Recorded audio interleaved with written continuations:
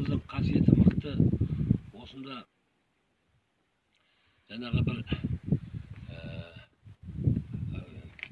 кісілер осында келіндерін бүкір болып ауырып қалады, бүкірейіп. Содан 8 ай больница жатады, больница көмектесе алмайды. Содан енді не істейміз дегенде бір емшілерден естіп, осы Көтентау ватан басына барыңдар деп, осы Көтентау ватан басына келеді.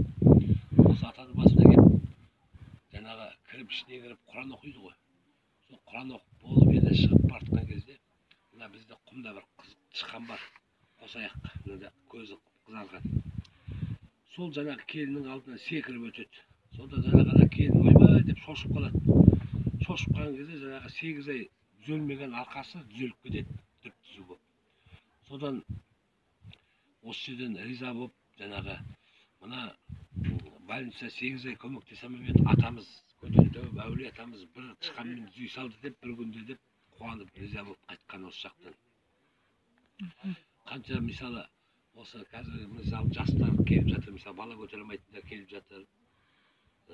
Мына Сарқаннан бір көтеріліп алған жігітті алып келді осында. Содан ол жігіт осында көтеріліп ауырып жаңағы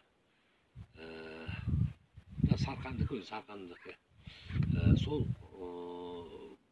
мына атаға 3 күнде есін жиып, жаңағы жазылып сырқатынан.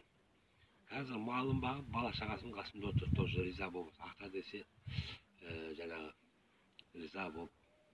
Қатты ауырып келген осында. Жаңағы келген мәшинелерін сындырып тастап, мына жерге келген адамдарға жүгіріп, жаңағы балтамен, ағашпен, сол байлап әкелген болатын. Сол жігіт қазір тіпай-тіпай Алла атасын аруағы қорғап қоршап қолдап, Алла тағала жаңағы шипасын беріп, қазір бала шағасының қасында отыр. Егін жаңағы соясын сеуіп.